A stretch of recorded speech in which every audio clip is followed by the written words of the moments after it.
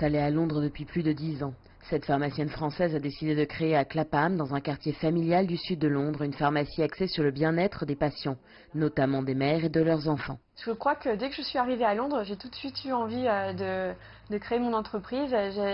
Il y a 13 ans en arrière, quand je suis arrivée, il y avait un manque quand même dans la pharmacie à la française, avec vraiment le pharmacien au cœur du conseil, les produits bien de chez nous qu'on aime beaucoup, comme Aven, Nux, Caudalie, etc. Ils étaient peu représentés finalement à Londres ou en Angleterre. Et c'est vrai que tout de suite, j'ai eu envie à un moment donné de monter une pharmacie à la française. L'entrepreneuriat n'est pas facile tous les jours et encore moins lorsqu'on doit concilier travail et vie de famille. Je dirais que le plus grand challenge pour ma part, c'est d'avoir un enfant.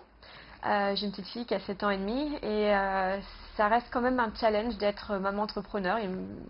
Il me semble que voilà, il faut savoir composer et avoir une balance assez difficile entre voilà, être présente pour son enfant, être présente pour le business, ne pas culpabiliser, ça c'est très difficile. Diana Sporman s'est lancée dans l'achat et l'approvisionnement de produits alimentaires il y a plus de 20 ans.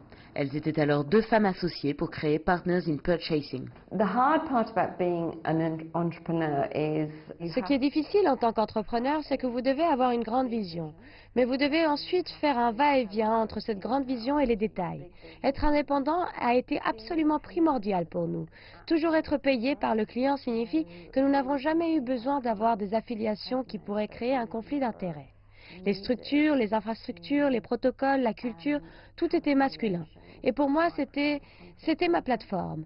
Alors, quelles sont les règles? Comment jouer leur jeu? Comment évoluer dans le monde des hommes en respectant leurs règles, mais en étant une femme?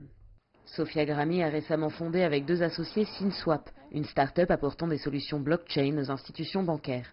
Elle a rapidement trouvé sa place dans le milieu de la fintech, pourtant essentiellement masculin. Moi, j'ai quand même eu l'habitude depuis mon premier jour de travail d'être dans un environnement masculin. Donc, j'étais sur un trading floor. Aujourd'hui, je suis en fintech, donc on fait finance de marché plus blockchain. Donc, très très masculin. Je m'en rends plus compte en fait. Ça me dérange pas, j'ai pas l'impression que ce soit un désavantage. Je pense qu'aujourd'hui il y a quand même beaucoup d'aide en tout cas pour les femmes qui montent leur business. Donc il y a quand même beaucoup de networking. Moi je fais énormément de networking pour les femmes par exemple. Il y a aussi beaucoup effectivement de fonds d'investissement qui vont investir dans des startups qui sont montées par des femmes. En septembre 2018, Forbes dévoilait une enquête gouvernementale qui inquiète sur la sous-représentation des femmes dans l'entrepreneuriat.